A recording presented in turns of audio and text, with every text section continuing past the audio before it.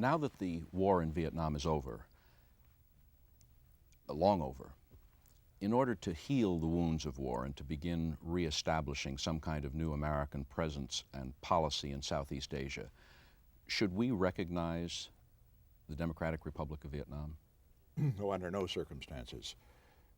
There's really nothing in it for us in terms of our policy towards Southeast Asia, even though some of those countries down there perform us suggest that that be done. But there's a geopolitical reason that we must not do so, and that is that the Chinese are violently against the Vietnamese government because the Vietnamese government at the present time is totally under the control and being supported by Moscow. So at this point, we should stay right where we are.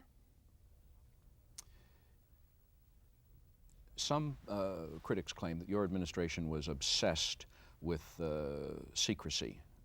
Some claim that it stems from your own character, that you have a secretive nature, and that this carried over into the operations of your administration. Thinking about the leaks of information, leaks are endemic in Washington. They always have existed, they always will exist. Shouldn't you have accepted leaks as a fact of life and not become so concerned with them that you had to resort to things like wiretaps, and which turned out to be unsuccessful anyway? Well, I think there are two parts to that question, as I understand it. First, that we were obsessed with secrecy. As a matter of fact, you're being too kind. I was paranoid, or almost a basket case with regard to secrecy, and Henry Kissinger as well, because believe me, if you think I was tough on these leaks, he was even tougher at times because he thought it was jeopardizing his negotiations. The second point we should have in mind is that we were strongly urged to do something about leaks by two of our predecessors. I remember so well the first conversation I had with President Johnson after the election in 1968. We were in the Oval Office, and he had read in the paper that I had planned, after my talk with Kissinger, to reinstate the regular meetings of the NSC, which he had put on the back burner and had little private meetings which were totally secret. He said, "You will live to regret this." He said, things are going to leak out of those meetings when you have people sitting around in the back of the room, the note takers and the rest. He said, sometimes I couldn't even tell Hubert things. He said he'd leak because he wouldn't know he was doing it. He just liked to talk. So he urged me not to do it. He also said a very interesting thing, which I didn't really understand till later. He says, I couldn't have been president without J. Edgar Hoover's assistance in trying to track down some of these things. And then I remember too well as well that when we were in office, that I went out to brief Eisenhower with regard to a new initiative that we were trying to implement through the NSC system with regard to the Mideast. He was very interested in it. A couple of days later, it was in the press. Eisenhower didn't call me, he called Kissinger, and he said, "Shape up your shop. If you don't stop these leaks, you're not going to be able to have a policy."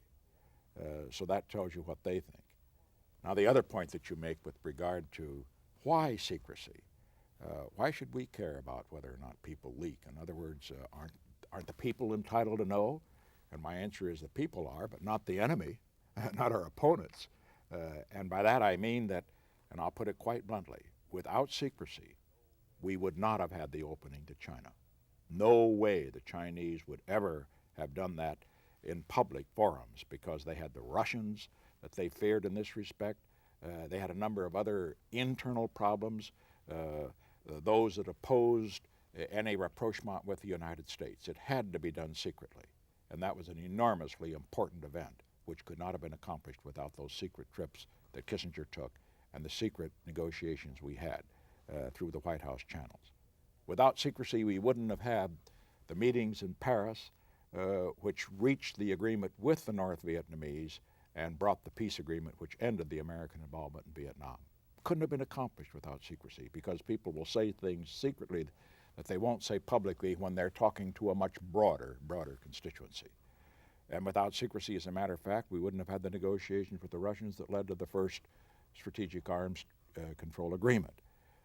So I am simply suggesting to my successors in this office, have an open administration to the extent that you can. It's much more popular, particularly with the members of the media.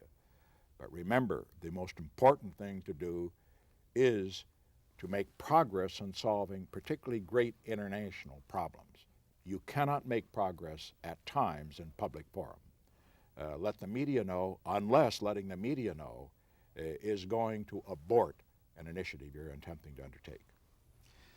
This makes logical sense, but isn't it really deeply, basically inconsistent with the ethic of democracy? Let's take a worst case. Let's assume that there is a president who either has bad intentions, which I guess would be the very worst case, or a well-intentioned president who has a policy that turns out to be disastrous. If he has the ability to carry it out behind the scenes in secret, to carry it to fruition, how we then have to live with the results of that. How can you balance the need for secrecy in order to get things done with the kind of checks and balances that are built into the democratic system and keep it on an even keel? Well, let me say with regard to secrecy that there are some you do confide in. For example, when I had the secret bombing of Cambodia, I did inform Senator Russell and Senator Stennis, both Democrats, because I knew that they, as key Democrats, could keep a secret. And incidentally, they approved it. But let me say, too... Your critics, though, would charge that you chose the two key Democrats who you knew in advance would, because of your relationship with them and because of their background, would approve No, not your necessarily. actions. Not particularly in the case of Senator Russell. He was very much disenchanted with the war, even though he is always known to be a hawk. No, I chose them because I knew they'd keep their counsel, and I couldn't say that, frankly, for some of the Republicans. On the other hand, in terms of how we are to operate, we have to have in mind that it's most important for a president, for an administration, in the field of foreign policy to be effective. We have to have in mind, too, that it is a fact of international life that in the world we live in, negotiations that are private are a way of accomplishing things. And this is particularly true, may I say, particularly true when you're dealing with totalitarian states.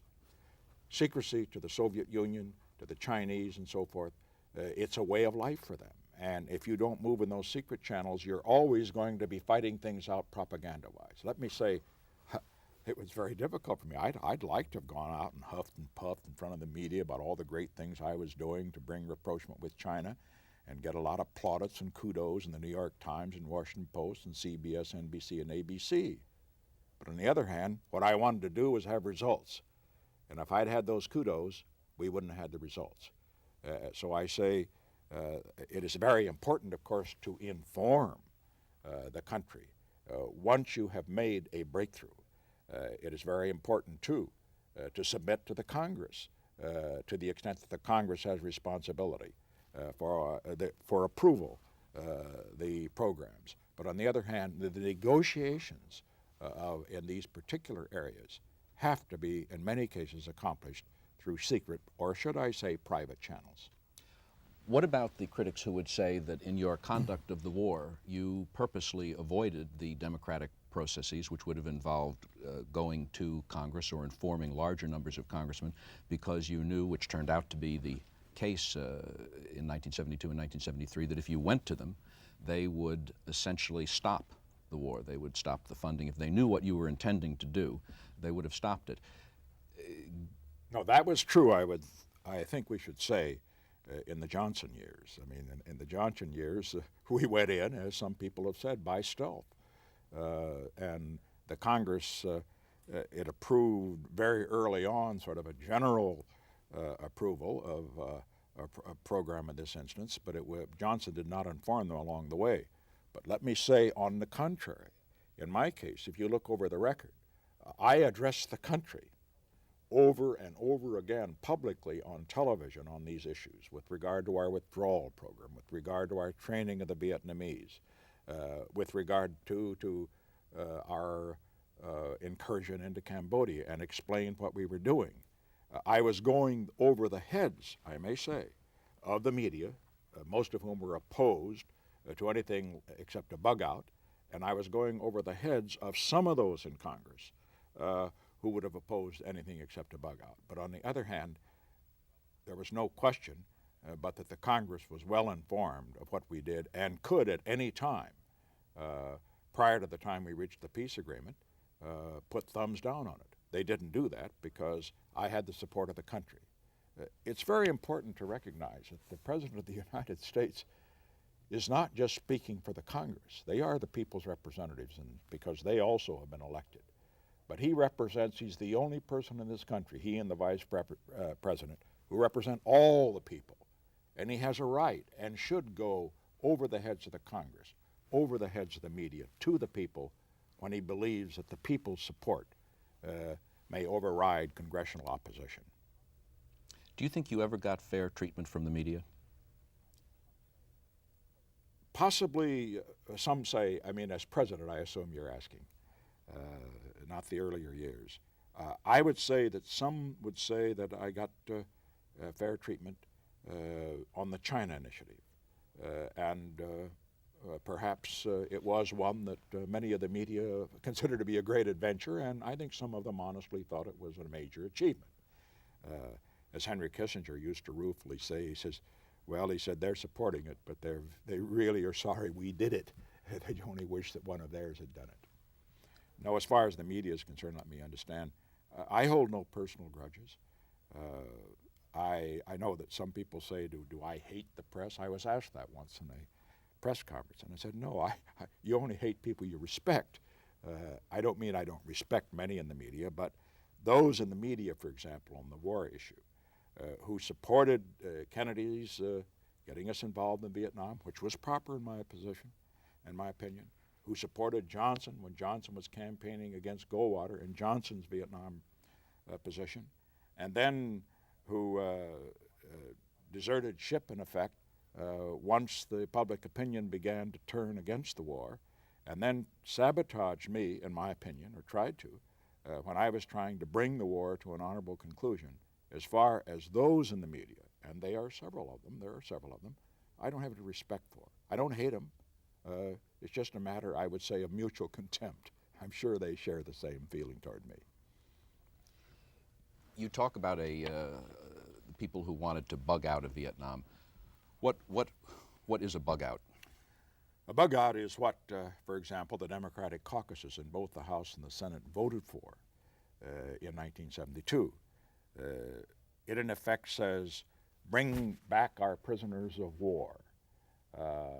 If we get those from you, we will withdraw all of our support from the South Vietnamese, so that the North Vietnamese would be able to impose their government on the South, with, of course, all the consequences that have come from that, as we have well seen.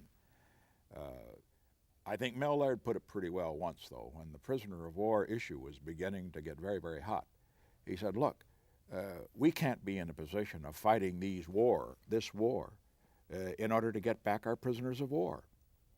And I must say that he was exactly right.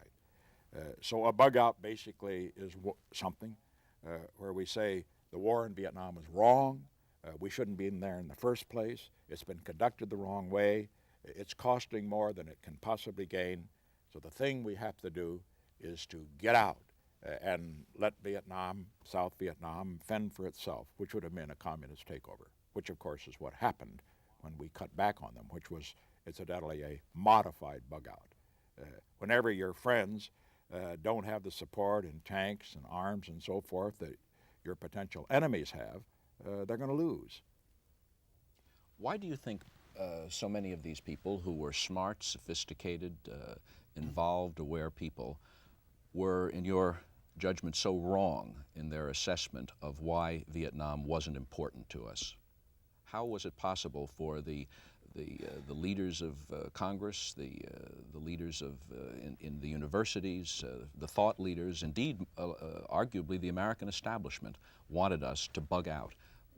How could they be so wrong? When you describe these people, they are what we call the best and the brightest in the media, in the universities, in the foundations, even in the some parts of the business community, and of course in the Congress. It's been difficult for me to understand. I think Part of it was because they were turned off by, frankly, the horrors of war. War being in living color on television night after night. This was the first war fought on color television, as you know. They were turned off, too, by what they considered to be the excesses of the Vietnamese government. They had a double standard. They could see the danger on the right. They saw it in Vietnam. They saw it, for example, in Iran. They saw it in Cuba. And yet, who would say, for example, that Cuba is better off under Castro than it was previously? Who would say, for example, today that Iran is better off under Khomeini than it was under the Shah?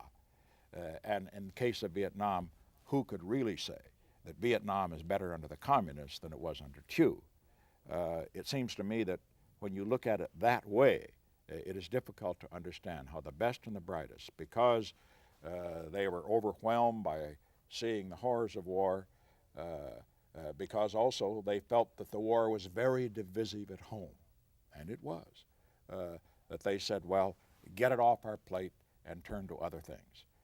And let me say, the fact that it was divisive at home, I think, was a major factor, because in the university communities and the rest, college faculties and so forth just didn't want to stand up to the activist students, and particularly the professors. Do you think, talking about the American establishment, do you think it is the best and the brightest? Do you think it is the brightest but not the best?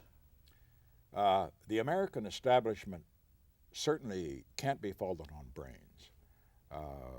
We have more college graduates per capita than any country in the world.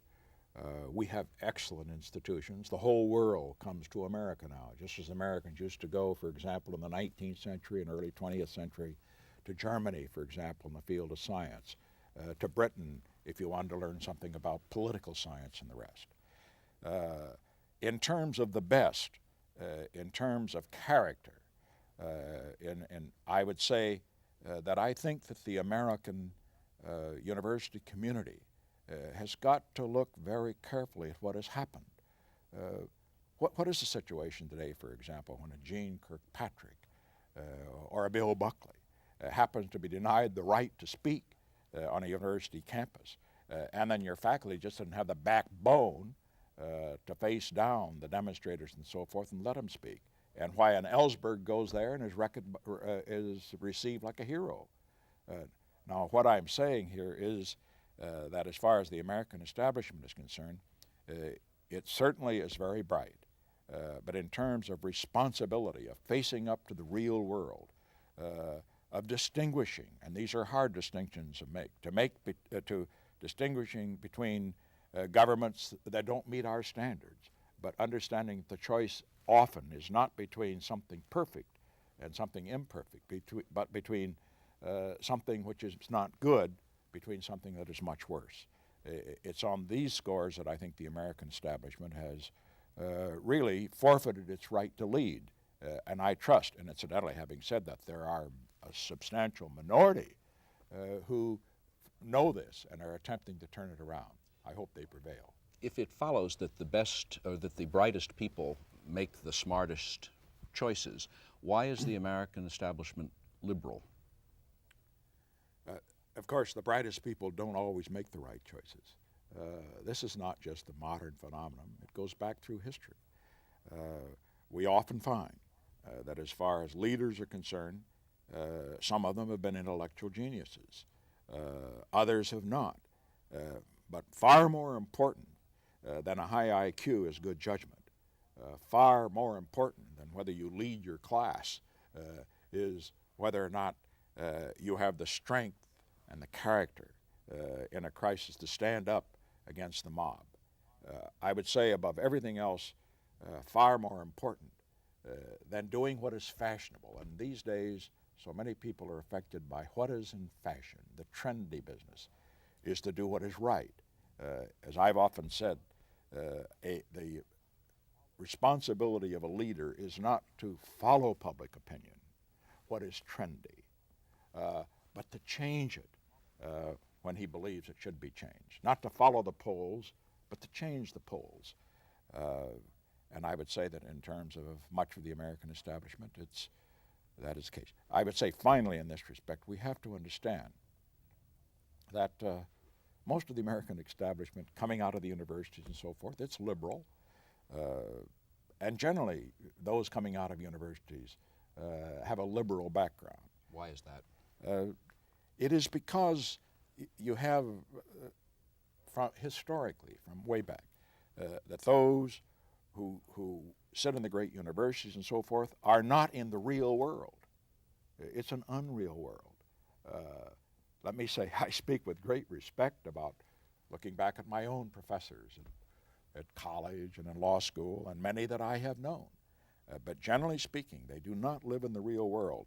And when they see the real world and what you have to do to make choices between the perfect and the imperfect, or I should say between what is not perfect from what is and something that is worse, it is this that really makes it very difficult for them. And also there's this to be said. Generally speaking, when you look at the universities and so forth, they're basically idealists, which is to their credit. They basically are critics, and they see everything wrong around them, as they should, and they're very critical of that. But way out there, they see also they are usually taken in by those who offer panaceas. That's why communism appealed, let's face it, or Marxism, or socialism, as it even appeals today. In practice, it's been a disaster. But on the other hand, in the earlier years, in the 30s and the 40s and 50s, before it self-destructed by how it failed to perform, it had enormous appeal among the intellectual elite. I haven't given up on them. After all, they are intelligent, and I do feel that over a period of time, I don't expect them to be conservative. I certainly would hope they would never be reactionary. I would always hope that they would be for progress, but within a democratic framework. But I would think they would be less naive about how the world works. If there is one most common denominator of the American establishment, my guess is that it is dislike of Richard Nixon. What is it about you that drives the establishment up the wall?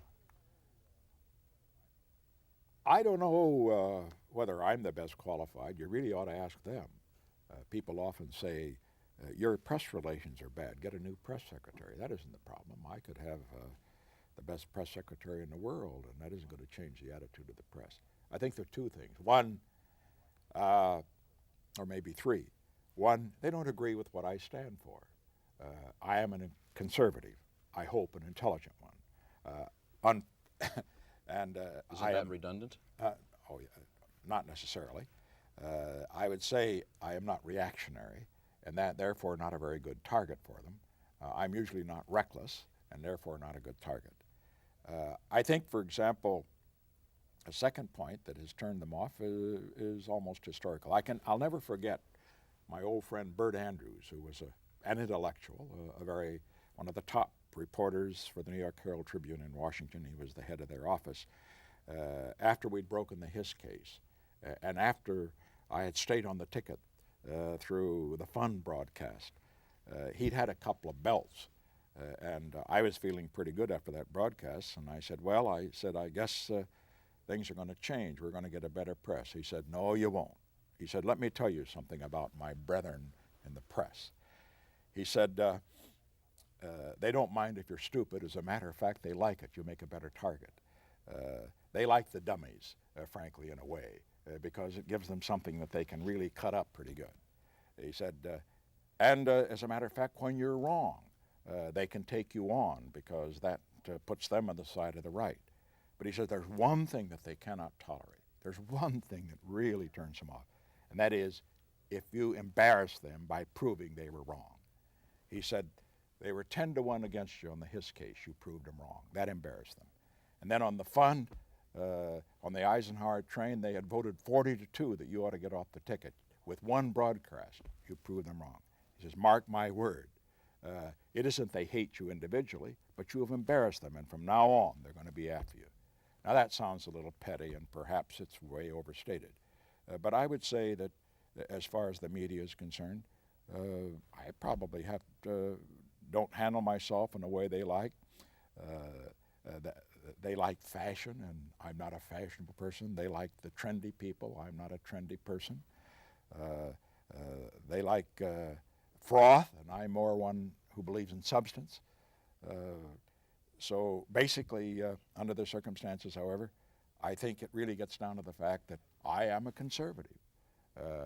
And also, curiously enough, a conservative who is not an isolationist, who is not a reactionary, who is for progress, who is an internationalist. As a matter of fact, I think really many of them privately resented the fact that I went to China and that their boy hadn't done it, or whoever their boy was. Now, having said that, let's simply say that that's all in the past, and looking to the future, I hope that when, as time goes on, that they will take a more tolerant attitude, or at least a more objective attitude toward conservative Republican presidents, or Democratic presidents for that matter, if they happen to be conservative. One of the, for a number of years, one of the arguments in favor one of the arguments for the necessity of fighting the Vietnam War was the domino theory, that if South Vietnam fell, the rest of the nations in Southeast Asia and the Pacific Basin would fall like a row of dominoes. Now, several years after the fall of Vietnam, the end of the war, the fall of Vietnam, the dominoes still seem to be in place. Does that mean that the domino theory was wrong? No, not at all. You have to understand historically how the theory developed. It developed first and was first expressed by President Truman and Secretary of State Atchison back in 1948 and 49 when the French were still there. And in that period, and in 1953 when I traveled throughout that area, and in 1956 when I was there again, and again back in 1964 when I was there again, in all of that period of time, we have to understand that communism, the idea, still had appeal. These were new nations, many of them. They were just trying the great experiment of self-government. They were trying to find the best way to quick progress. They saw the Soviet example, and they did not see the fact that communism didn't work. Now, since that period, particularly in the mid-'60s, the late '60s, and the '70s, that has all changed. So the communists don't have the appeal that they had, for example, in Indonesia and the Philippines and Malaysia and Thailand that they had back in 1953 and '54 when the domino theory was first suggested. So what happened here is that by holding the ring in Vietnam against Soviet and Chinese-supported revolutionary warfare, we bought time for those nations to develop their own systems. We bought time for the communist systems that self-destruct. Let's take Indonesia as the best example. Indonesia in the year 1962 threw out Sukarno, who was left-leaning and was getting taken in by sort of the communist ideas, and put in a strong non-communist government. That would not have happened, in my opinion, had the United States failed to hold the line in Vietnam. And Indonesia was the most important country in that area. There's 150 million people, and it has 1,000 miles of strategically located islands. Was it worth destabilizing our government, having hundreds of thousands of American casualties, 57,000 American dead, in order to hold the line for Indonesia, to buy time for the Indonesians? It wasn't just Indonesia. It's a question of the whole area of what I call revolutionary warfare, because we have to understand the dominoes are just not in Southeast Asia. Is one American life worth buying time? It is if it's going to affect us. Let's well understand that here sits the United States. Now, I think most people say, well, the United States certainly should risk an American life to save Europe. And most people in America would say we should risk an American life to save Israel. And maybe they would say we should risk American lives to save Japan because of its economic importance to us and so on. Having said that, however, we have to understand that as we look at Europe, the United States, and Japan, they cannot survive if basically the third world, and that's a very big term, Latin America, Africa, the Persian Gulf, Southeast Asia, and South Asia, if that comes under communist domination, we will be surrounded, squeezed, because our supplies will be cut off and so forth and so on. So in the long term, we simply have to stand firm. We don't fight every place. In fact, we try not to fight at all. We should help others fight their own battles, the so-called Nixon doctrine. But on the other hand, we have to recognize that what happens in Indonesia, what happens in El Salvador, what happens in Iraq and Iran does matter. Where are the dominoes today, and what should we be doing? I pointed it out in considerable detail in my book, The Real War. The real war is being fought today not between the superpowers and not between NATO and the United States, for example, and the superpower, because there is no war. There's the absence of war there at the present. But the real war is being fought in the so-called Third World.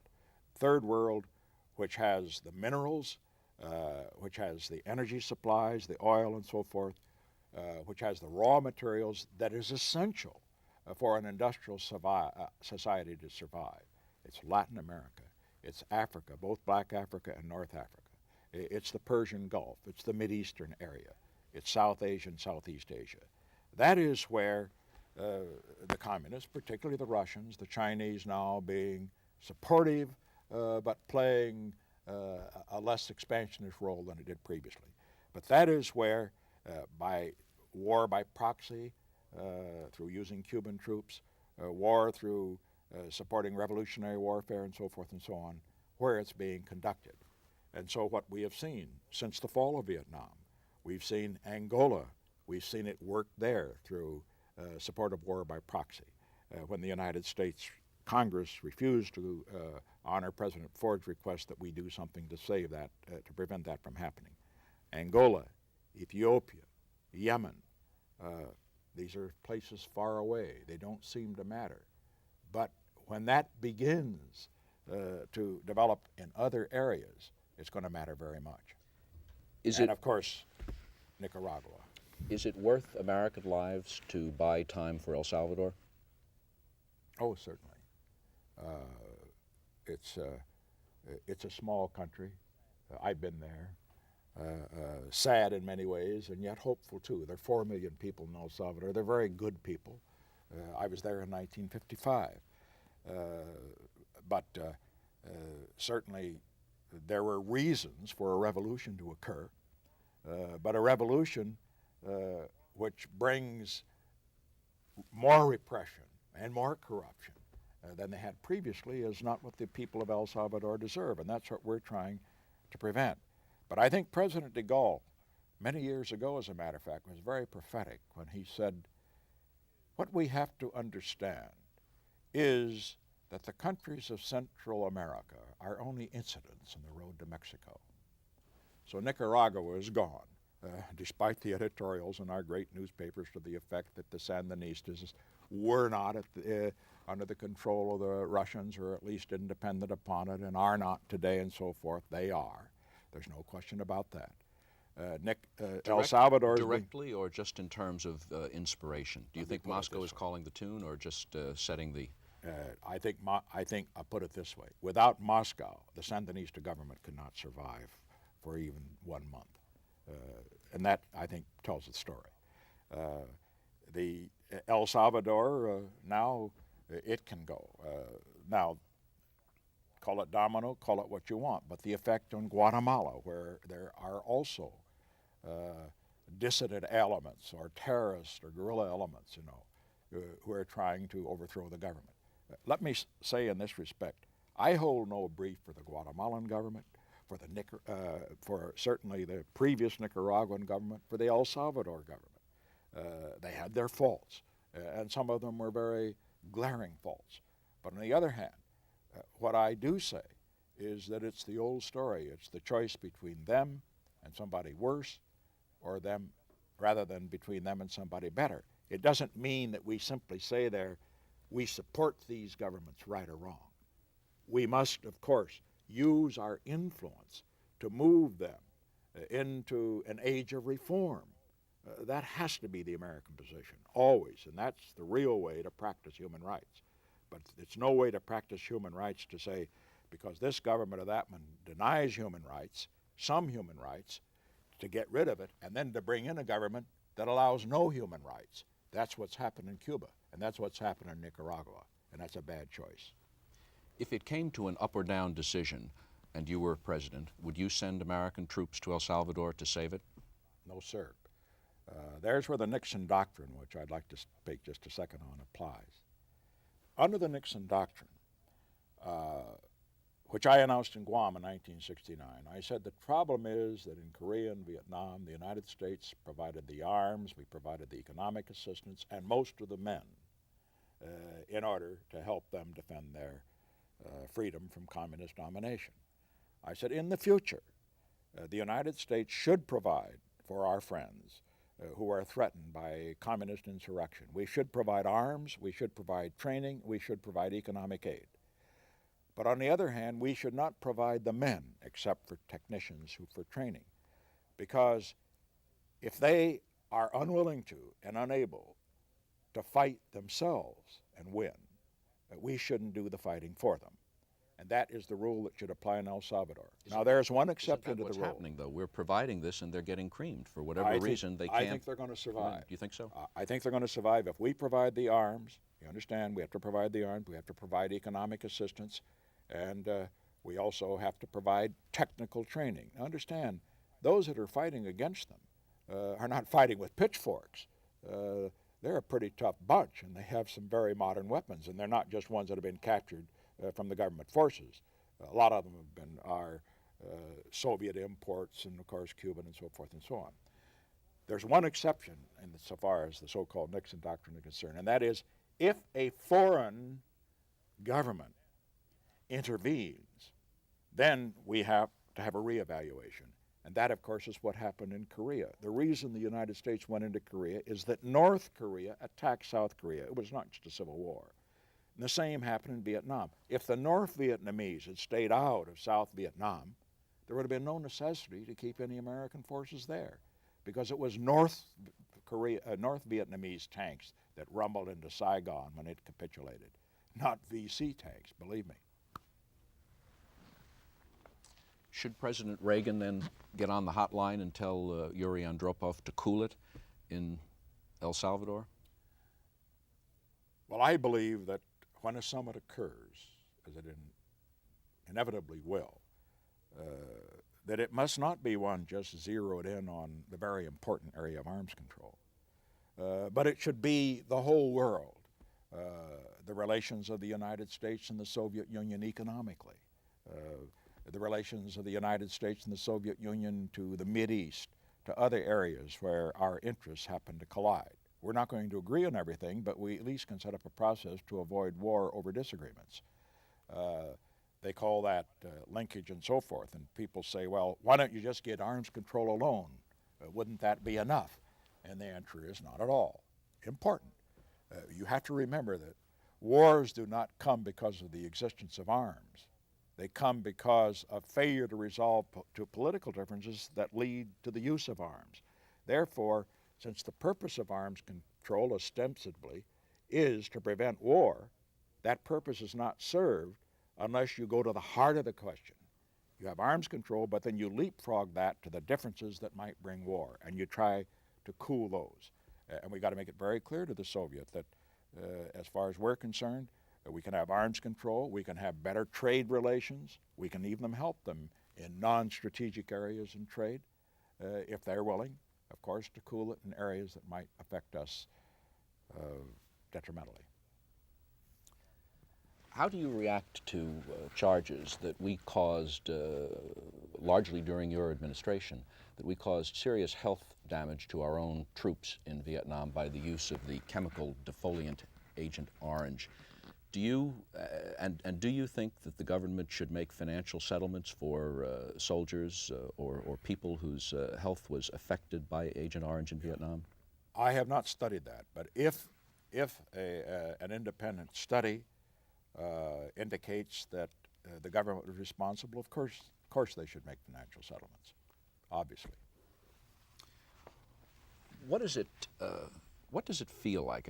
It's probably an impossible question to answer, but it's not an impossible question to ask, and I think it occurs to people. What does it feel like to make a decision that leads to the bombing of people? You were under fire in the South Pacific. You experienced the terror and the helplessness of that. When you're in the air-conditioned Oval Office and you're looking at maps and you're making a decision about sending out a bombing run, can you think about the people in the non-air-conditioned jungles that are going to be under those bombs? Yes, you did. I must say that in terms of Vietnam, however, I at least was able to order the bombing, recognizing that our bombing was very carefully restricted to military targets. In fact, our pilots, many of them, as I pointed out, may have lost their lives due to the fact that we did not allow any area bombing, including the bombing of Hanoi and Haiphong. And the records will show that we did carry that out. I remember, though, that President Eisenhower, who had a much more difficult decision, told me that one of the most heart-rending decisions he made was to approve the bombing of Dresden in World War II. Dresden was not a military target.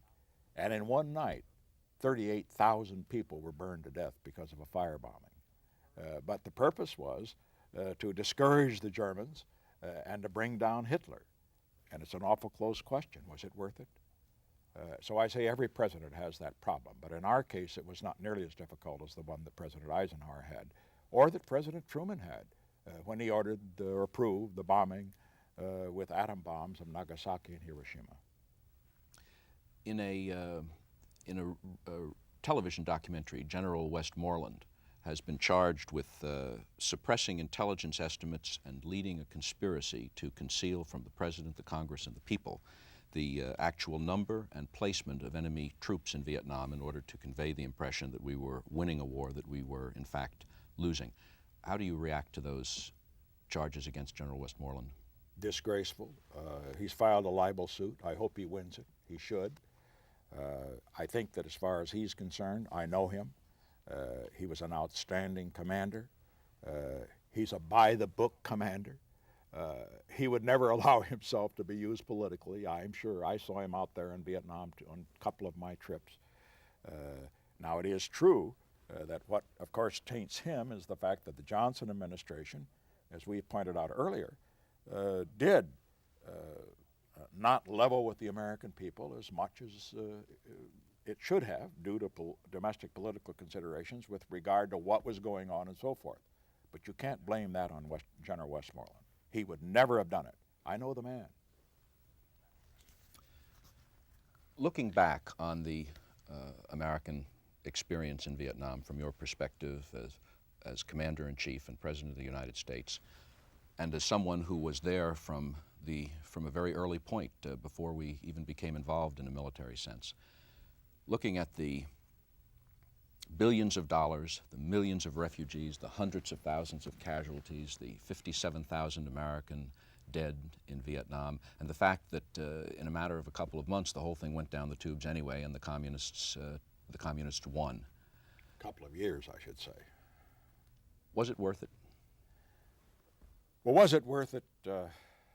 I've, of course, obviously often asked myself that question during the times I had to make the decisions with regard to Cambodia, with regard to the bombings and so forth and so on. And particularly I asked myself that question when I met with the next of kin of people who had lost their lives and so forth. My answer is that the United States and Vietnam, as we know, going back over 25 years, have been entwined together.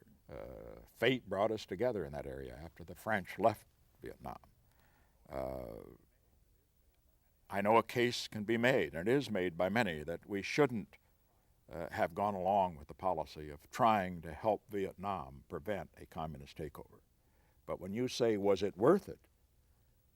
My answer is, when you see what has happened since the communist takeover, there's no question about who was on the right side. More people, for example, many more people have been killed and starved to death in Cambodia between 2 and 3 million that have been lost by the French, by the Americans, by the North Vietnamese and the South Vietnamese in 25 years of warfare in Vietnam. And there were no boat people, may I say, when our governments, the ones we were supporting, Thieu, etc., Diem, there were no boat people. The traffic was all one way. Nobody went north. They all came south if they possibly could. The question is, was it on the right? Who was on the right side? Were we on the right side? I have no doubt about it. When I see what we were trying to prevent, when I see the terrible Holocaust that has been visited upon the people of South Vietnam, Cambodia, and Laos, I say that any government with any moral sense whatever was justified in trying to prevent that from happening. And I think history will record, when we get further away from the trauma of defeat, that it, as President Reagan has said, it was a just war, if any war at all is just. Do you think that the Vietnam vet has got a fair deal? No, not at all. A fair deal certainly in terms of education and perhaps jobs and so forth, and some would even question that. But that isn't the important thing. More important than anything else for a veteran after he has served there to come back and to be respected, to be appreciated.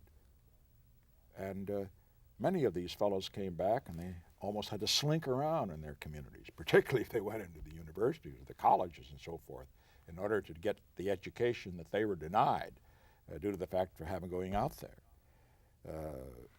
I do not think, in other words, that the Vietnam veterans have been properly recognized. That's changing some now, and I hope it changes a great deal more.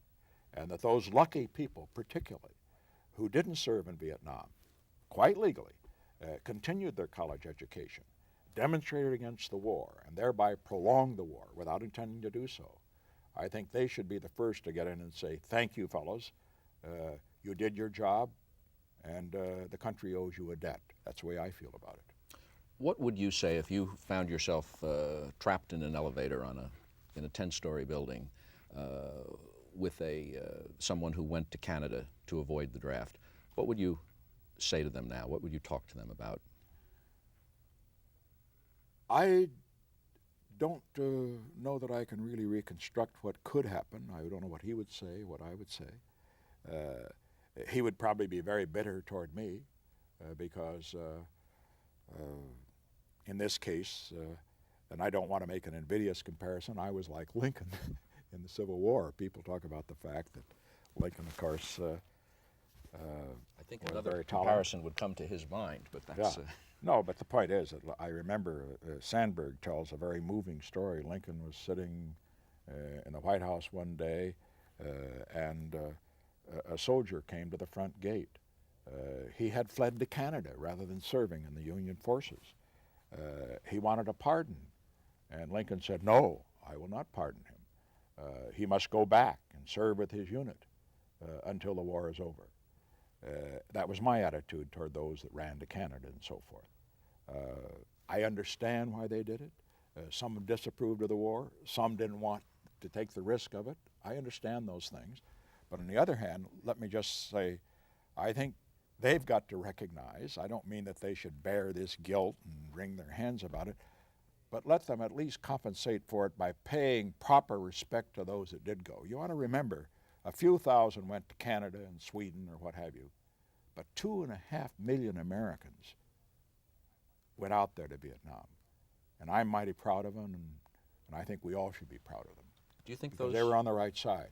Do you think those thousands that went to Canada and Sweden are as good Americans as the million that served? I don't know what has happened to them since.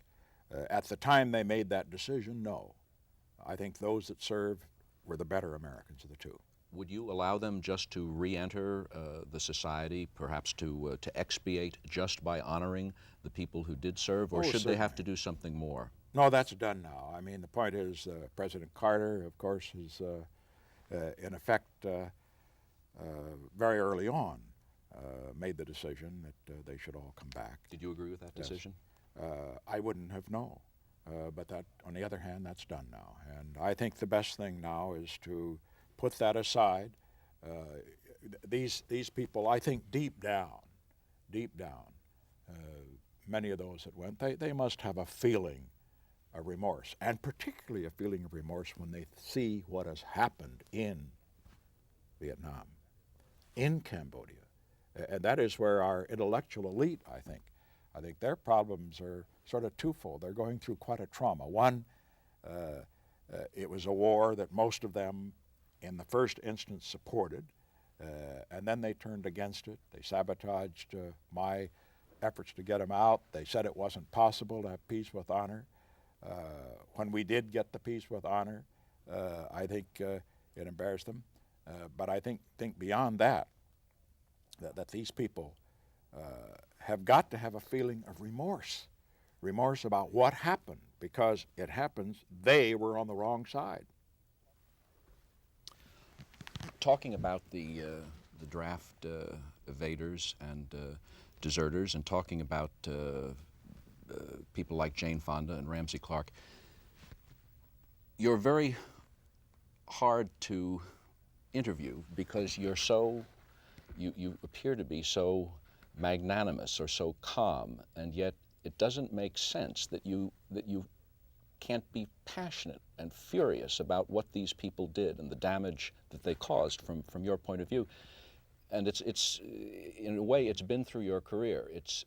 And it's got you the worst of both worlds, because to your opponents it proves that you're phony and hypocritical, and to your supporters it robs them of the catharsis of seeing you share the anger that they feel at the things that get them angry, which is why they support you. Don't you feel more passionately about these things? Yes, I feel quite passionately about it, but I've always had the feeling that that it serves no purpose to answer hate with hate. You see Jane Fonda and Ramsey Clark, and their faces contorted and all the rest, and so I'm supposed to respond with, these people are so terrible and I hate them and so forth. I may feel that. They are? I may feel that, but I'm not going to express it. Again, you've put the qualifier in. You may feel that. No. Don't you? From everything you say, you have to feel that. I have very strong feelings about them and what I did at the time, what they, particularly what they said about our POWs, for example. That really infuriated me. On the other hand, it would not have served any good purpose to get down in the gutter with them on that kind of thing. I stayed above it, and I think I'm going to continue to stay above it.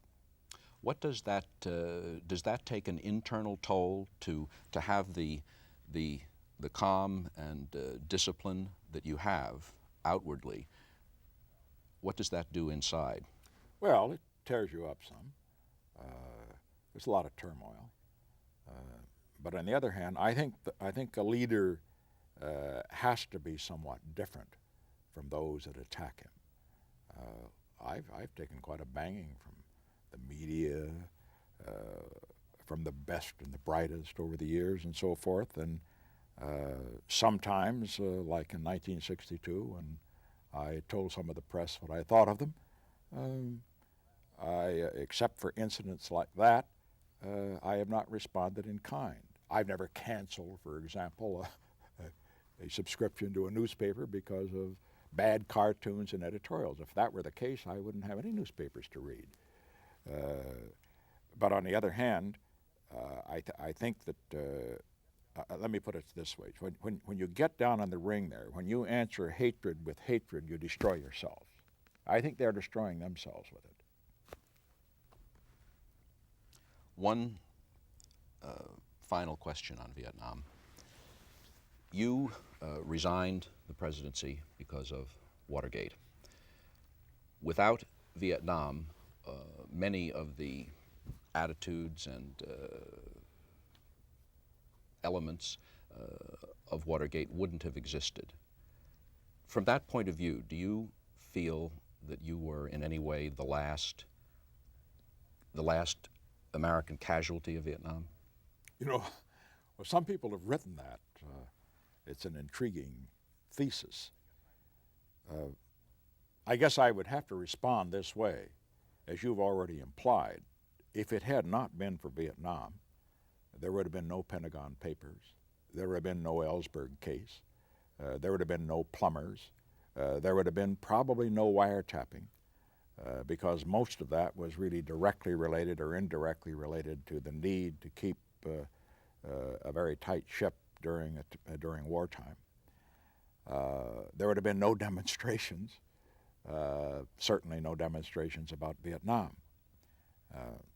So that's one side of it. In that sense, I suppose I could be called a casualty. And then in another way, too, I guess it would have to be said that had it not been for Vietnam, the outrage about Watergate would not have been as virulent as it was. After all, the best and the brightest have been embarrassed by the fact that we ended the war when they said it couldn't be done and ended it in an honorable way, that we went to China, that we had an arms negotiation with the Soviet Union, some of the things which they had not achieved. And then we won an overwhelming election victory against their candidate, or the candidate of most of them, Senator McGovern. As they looked at those events, I think they began to be concerned, as they should have been, about whether they were to continue to have the role that they had traditionally have, of being those who controlled and directed public opinion and affected the decisions of government in the future. And I would say in that case that consequently when Watergate came, that it was manna from heaven. Now let me make it clear, Watergate was wrong, it was stupidly handled, and as far as, and we should have been attacked on it. But I would say that when you compare it with what happened previously, and this does not justify it, the virulence of the attackers was to a certain extent due to the fact that we had been through the Vietnam syndrome, and probably because we succeeded when they said we couldn't succeed. Perhaps that's a theory that some won't buy. But incidentally, as far as the last casualty is concerned, I'd like to bring all this esoteric talk, and of course this is that psychohistory that as you know, I have very little use for. I remember the last casualty, and I would say that it was one of the most moving experiences I had in the White House. I am considered to be, as you already implied, a non-emotional person. I know, for example, that it's often said that politicians, political leaders, are monsters of self-control. Well, that isn't quite true. Winston Churchill, for example, when he was dictating his great speech about we will fight on the beaches, we will fight in the cities, we will fight in our homes, we will never surrender. The tears were streaming down his cheek. And I remember Eisenhower used to tell me that when Churchill would argue his case before Eisenhower in the high councils, the tears would flow down his cheeks. Well, I'm not that way, but I am an emotional man. I just believe in controlling it, and I'm pretty good at it. I recall only 3 incidents when I was unable to control my emotions when I was president. One was when Eisenhower died.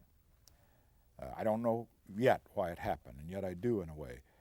Mel Laird was in the office. We were discussing the next withdrawal program for Vietnam, which had not yet occurred, but which was going to occur in a few months after that. And Bob Haldeman interrupted us. He came in, which he never does normally when I'm talking to anybody else, and I knew it was something important. He said, "Mr. President, the general has just died." And all of a sudden, I burst out into tears. And I suppose I should have said something for the ages or that sort of thing, but all I could say was, he was such a strong man. And the second occasion was one that has also been well publicized, of course, was at the time I resigned, the day I made the resignation speech. I met with my supporters, Democrats and Republicans, who had stuck with me on Vietnam and when I went to Russia and to China and so forth, and stuck with me during the Watergate period. and I had to tell them about resigning. And it was a very emotional moment. The whole cabinet room was packed, and people were hanging on every word. And so I thanked them for what they had done and for the years that we had worked together, because many of them went back over 30 years with me, back to 1947 when I came to the Congress. And finally, as I was reaching a conclusion, I was saying something to the effect that I only regret that I've let you down. And I looked across the table, and there was the Les Aarons, who was the minority whip for the Republicans, an old friend, a dear friend from Illinois. And I remember he had his face in his hands, and the tears were coming down his cheeks. He was sobbing. And I couldn't control myself.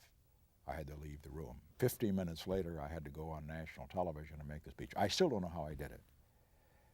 The other incident is not known. It involved the last casualty, the really last casualty in Vietnam. This officer, I believe he was an officer, might have been an enlisted man, I don't recall today. He had been killed the day before the ceasefire went into effect in Vietnam. And so I was receiving his widow and his two children in the Oval Office. It was difficult. They were such fine-looking people, very dignified. And I tried to tell them in simple words, as simply as I could, how much we appreciated what he had done and how much we regretted the loss that they had suffered.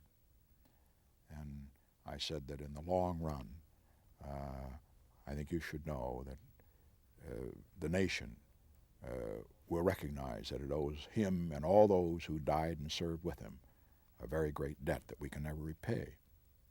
Well, they got up to leave, and as we got to the door, the daughter, I would guess she was about 18 years old, a pretty thing, sort of vivacious, and reminded me of both Tricia and Julie. And she said, "May I kiss you?" Well, I must say, I broke up. I thought of all the thousands of children, of men that had died. And I must say that after that conversation, I couldn't have disagreed more with what John Lindsay said when he said our best young men went to Canada. He was dead wrong.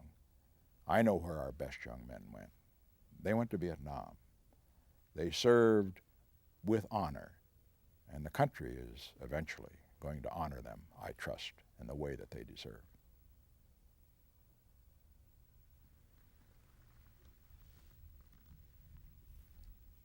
Okay, hold positions, everybody. I need to make a quick tape stop here, and then we'll continue. So don't leave your positions. Tape, roll off, tails out.